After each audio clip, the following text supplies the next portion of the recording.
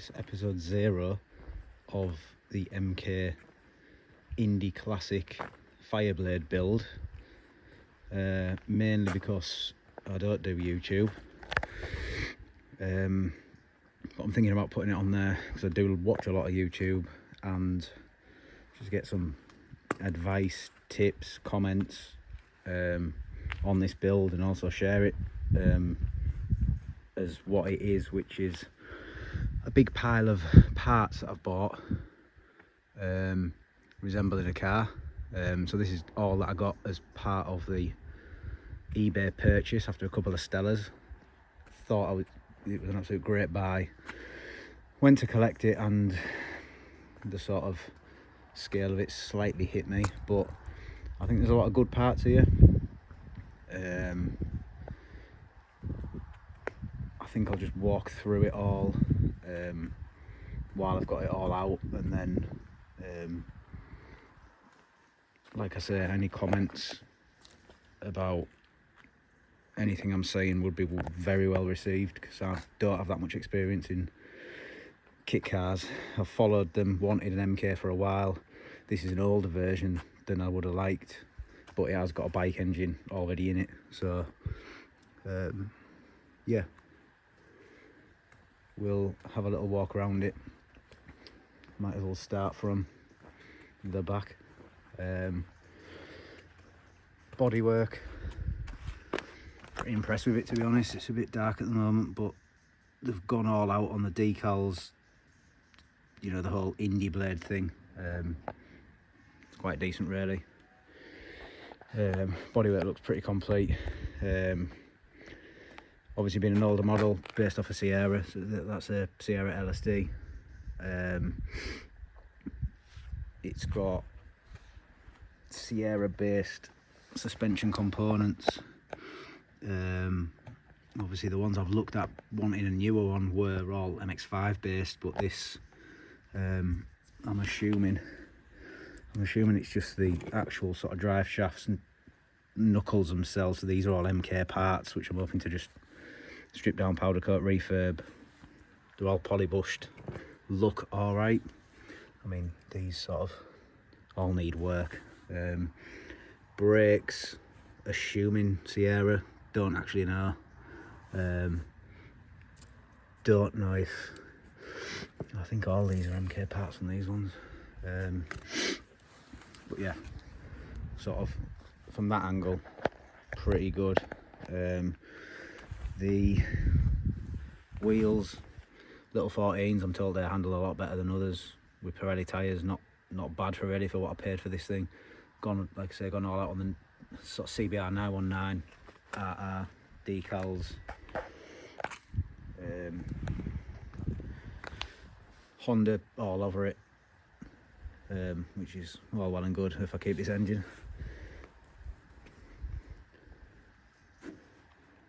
Bodywork, can't really knock it, to be honest. I think it'll do the job to get it back to a complete car.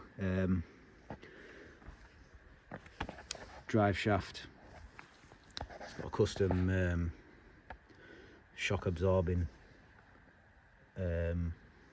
shaft, I believe, so that's converted to the sprocket of a bike, and I think the back half of it is a Sierra, if not some other Ford piece.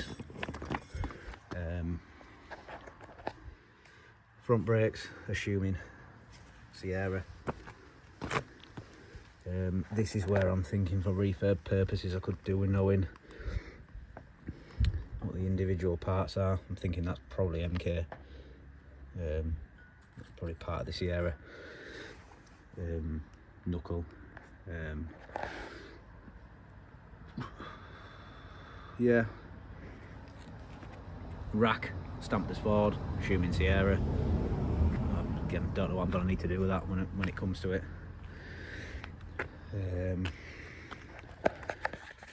Engine wise, it is a Fireblade CBR 900RR. Got capability of some fair whaps by the looks of it. I don't really know much about these engines. I don't know what kind of, I think it probably 120, 130 horsepower. Should be ample in this sort of size car, but straight away I've got people offering me a Hayabusa engine, which ultimately is what I wanted in a car. I've seen them sort of running more like 150 turbo and nitrous capabilities with a lot more from what I've seen on YouTube, so that will be quite interesting. A couple of airboxes, again decent fairings. Quite like this original front grille. I think that's what you get for the sort of come with the classic model like this, more so than the MX-5 one. Came with full manifold, which is I believe the Honda one off the bike. Again, knuckles and brakes, arms, pretty good nick. Steering linkage, steering. We've got these like a, you know, tried to go for the flappy paddle gear linkage, but I certainly don't think I'd go for that. I'd probably just use a solid gear mount, basically, just with a direct linkage straight to the gearbox. Cute little pedals, probably hit all three at once. Exhaust looks all right.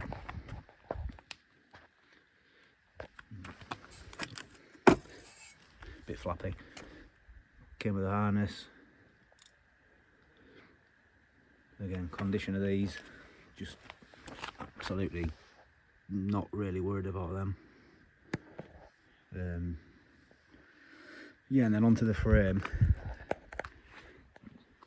Bit of background on this car. The guys who originally built it, I mean, I think it's 15-20 years ago. I mean, that harness is dated 2001, so more like 20 odd years. They built the car originally, sold it, saw it appear on eBay. They've built about 10 kit cars since then with bike engines in, so they've got a lot of experience, these blokes. Bought it back for a bit of nostalgia, but with back surgery for one of them, been told to sort of wind down, and then the other one was in his 70s. He's kind of stripped it to this level. Thought it's beyond him in terms of the amount of work he wanted to actually do on it. So that's why it ended up on eBay.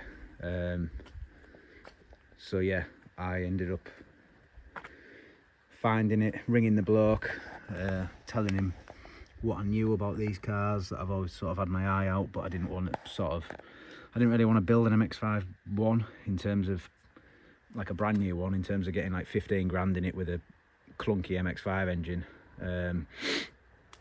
So this coming up was just sort of like, to me, as rough as it looks, halfway there with a bike engine. I'm an engineer. I've got sort of contacts for shot blasting, what have you, so can take me hand to welding and stuff like that. So I think, you know, this isn't really affecting my morale too much, seeing it in such a shit state like this. When you break it down into its components like this, there's not that much to it really. In terms of what's missing, I think I'm only really missing shocks. There's not much, if any, of a dash other than the actual dials. Seats, and that's about it. I think I'm going to have to obviously make a lot of brake system up. The wiring, again, being from an electrical background, I'm not too bothered. This literally 2 weeks ago was one complete car when they bought it off eBay, so they just pulled it down. See the state of it. It was rolling. The engine's got a new loom that runs no bother, so that, you know, I'm happy with what I've got for the money. Especially when I only paid 600 quid for it. Got a bloke in a van to come and sort it out, get it down. I was only about an hour away from home, so it was it was just something I couldn't refuse. I haven't really got the time to do it, but That's why I'm wondering whether there's any sort of interest on YouTube to follow something like this, and also get advice off people. I can keep logging the build, but if no one gives a shit, I'm not really that bothered. I'll just do it on my own and hopefully get it as a finished car. I suppose last thing to talk about really that I haven't is the chassis itself. I think this back half pretty much bob on. Bit of surface, but these, obviously all these heavy mounts, absolutely no issues on most of this. Looks like a chrome bumpy bar, but that's looking a bit scabby. When you start getting into the main frame of it, the guy told me that these older models have steel bottoms in. Anyone on the newer ones, they put alloy ones in, so they just rivet them up from the bottom. So if you think of that whole area there,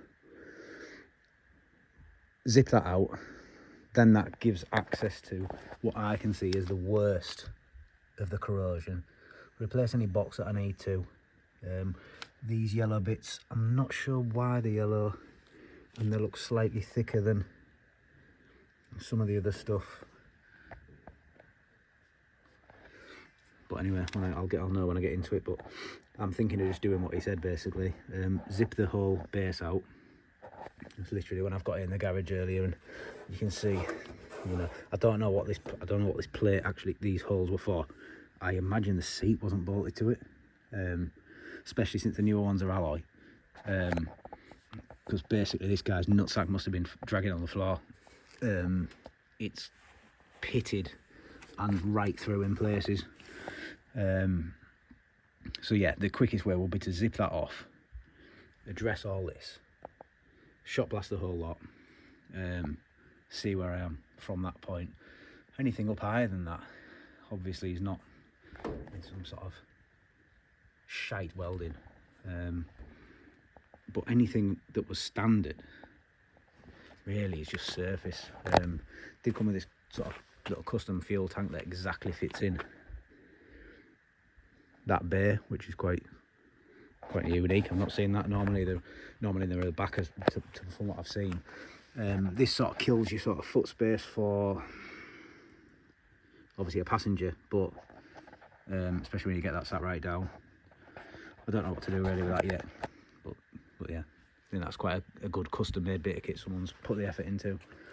But yeah, all this looks not too shabs until you start to get to the engine mounts. Are pretty rats. I don't like them at all. This side's not too bad because that frame rail sort of comes down here, loops round.